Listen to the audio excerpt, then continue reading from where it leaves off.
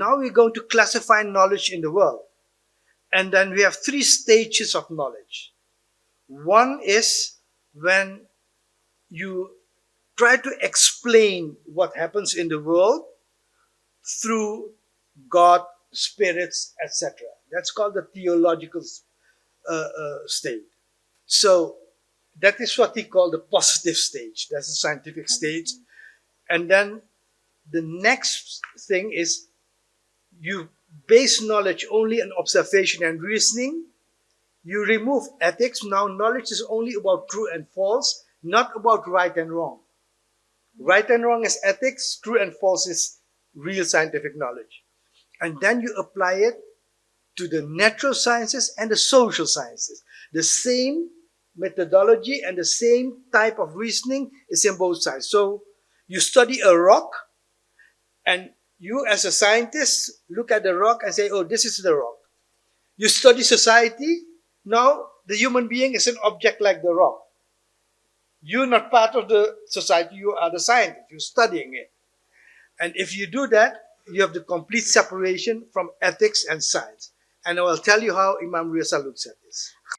I'm not a Muslim, I don't know much about, I study it now for a few years. And it surprised me that the first word in the Quran is not pray, it's read.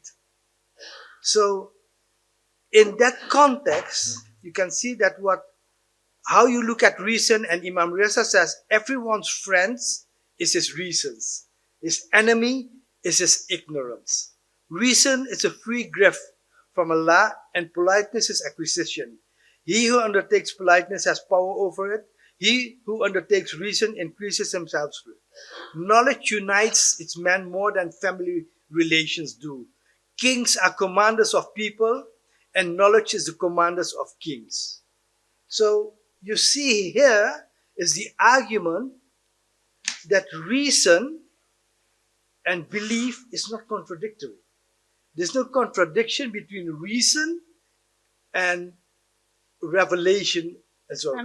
Reason applies to different sectors of knowledge, and revelation applies to different sectors of knowledge.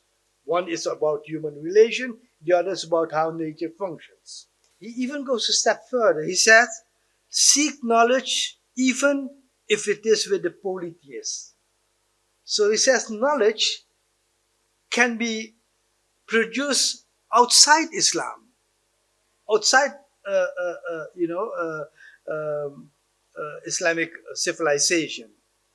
So because of that, in the golden era of Islam, they took books and libraries from all over the world, knowledge from all over the world, and put it to the use of humanity.